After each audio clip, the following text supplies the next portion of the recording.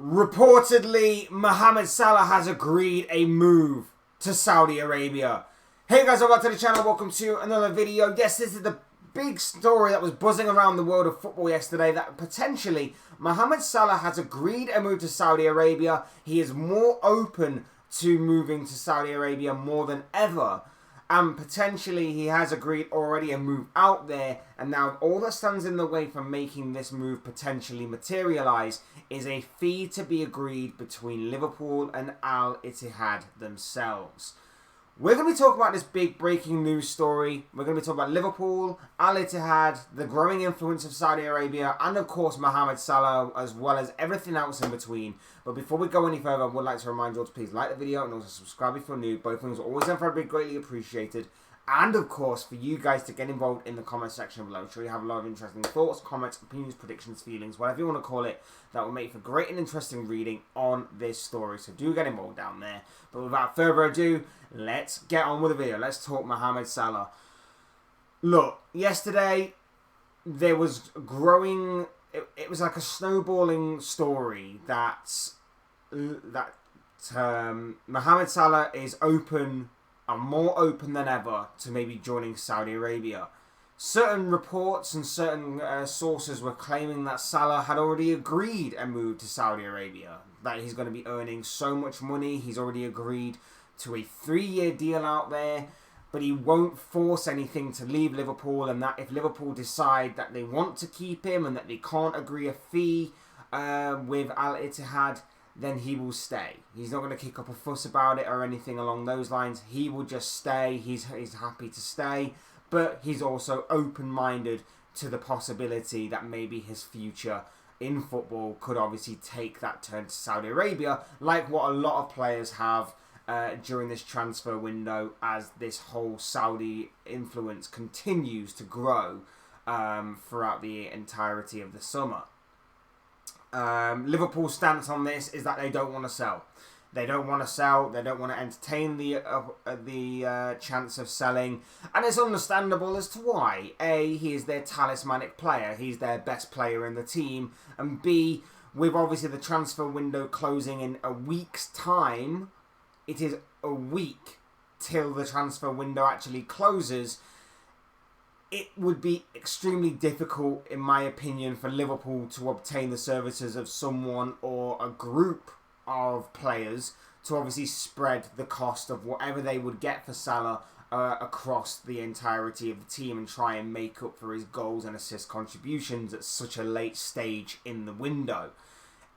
In my opinion, it would be stupid of Liverpool to sell him regardless of the money, but at the same time, like I say, stranger things have happened, and I don't think it's out of the realms of possibility that this could potentially happen, as scary as it sounds.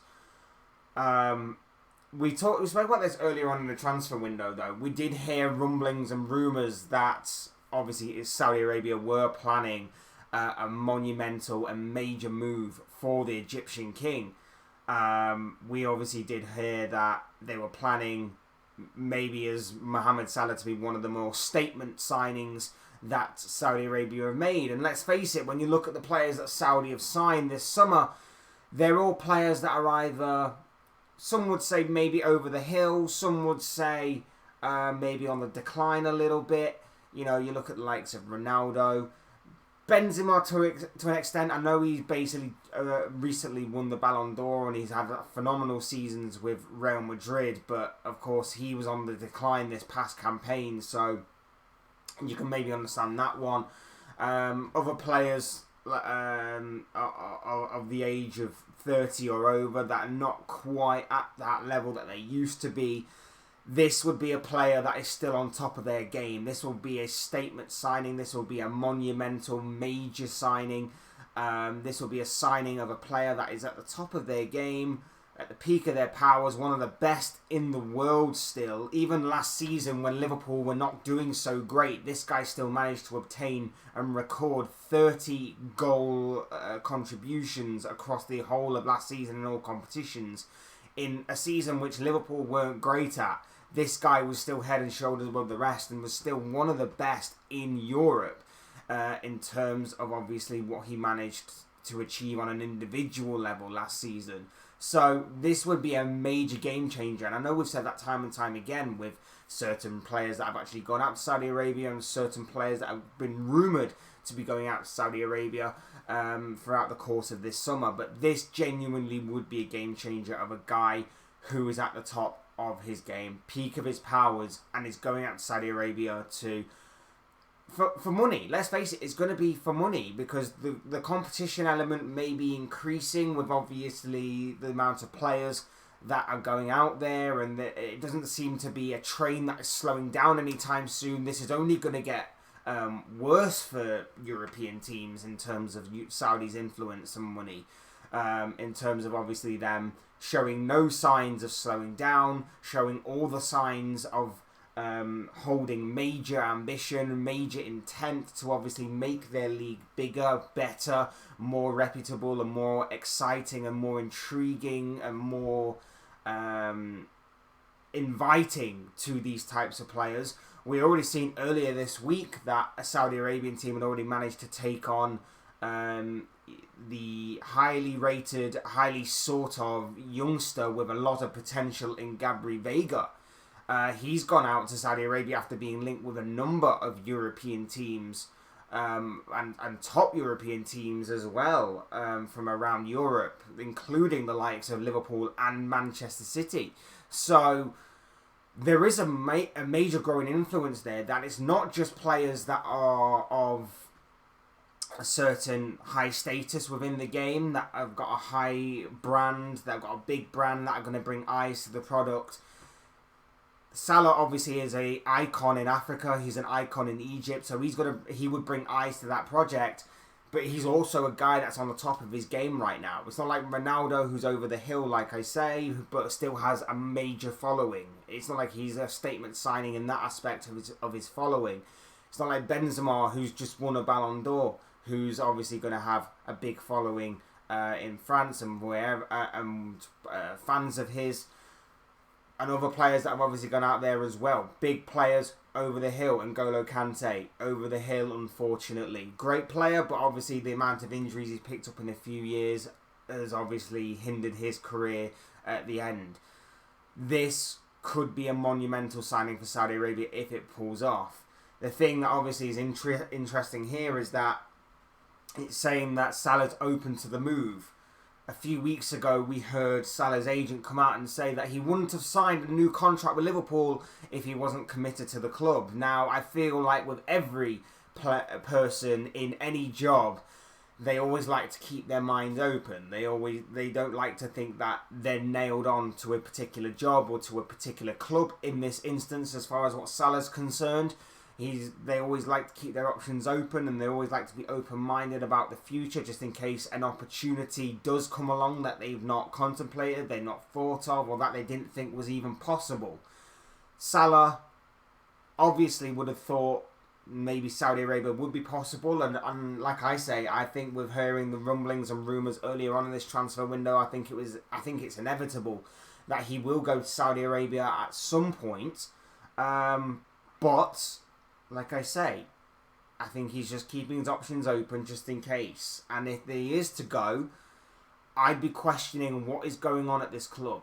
Because I understand he goes for the money aspect. I understand that he sets himself up for life on that aspect. I understand that it will set not only him up, but his family. It will set his friends up. It will set his charities up. It will set maybe people and projects back home, maybe in Egypt that he's maybe got going on up for life with this kind of money that he's going to be getting from Saudi Arabia. But why the move now? And why would it happen? Like I say, it doesn't seem like he's going to be kicking up a fuss about it. It seems like he's very happy to stay at Liverpool if that is to be the case. It's very happy that that is to be the case. But for obviously the intrigue of him seemingly being open to it, it just seems a bit weird now. That obviously his agent came out before and said he's committed to the club, he's not contemplating anything else, and then now he's seemingly open to it. Whether that's just talk or not remains to be seen.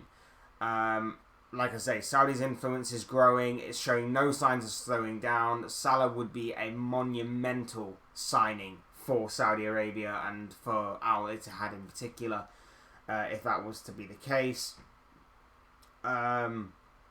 Liverpool would have to find a way to replace Salah's goals contributions, whether that is through multiple different players or whether that's through one specific player and they go all out. Remember, they've still got a lot of money to be played around with without the Salah money. So time's are ticking, Liverpool. Time to get a move on in terms of bringing in some new players, yeah? And not only that as well, but let's face it, Saudi Arabia's growing. Salah, if he is contemplating a move,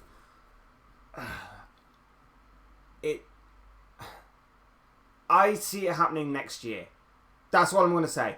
I see it happening next year. I don't think it will happen right now. I think maybe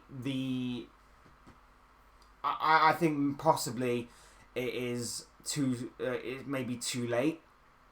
But next year, where he will be entering the final year of his contract after the season ends, obviously with Liverpool then hopefully back in Champions League football, he can go if he will want that. He can go and he can obviously obtain the paycheck that will set him up for life completely. I know he's not exactly on peanuts right now, but let's face it, it will be monumental. It will be monumental to him to earn that kind of money on a more daily basis rather than like a weekly thing. But he helps Liverpool get back into the Champions League, hopefully. Liverpool can cash in on him whilst they have the opportunity to do so, so they're not exactly getting nothing for him. Everybody sort of wins in a way. Everybody sort of wins. Al-Ittihad get their player. Saudi Arabia get a major influence and a monumental signing. Liverpool get a pretty good fee for him. Salah gets a monumental paycheck where by the day he's probably earning what he's currently earning at Liverpool in a week. And I think that will suit everybody. Not necessarily Liverpool completely. Obviously, I think Liverpool would love to keep him. And I personally think he's done so much at this club to obviously earn the right to maybe retire at Liverpool as a legend and as one of the Premier League's all-time greats.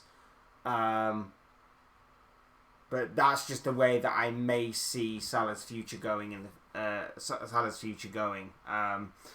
I say, Saudi Arabia don't seem to be slowing down anytime soon. Salah is going to be on one of their top targets throughout. It's not exactly like that's going to go away.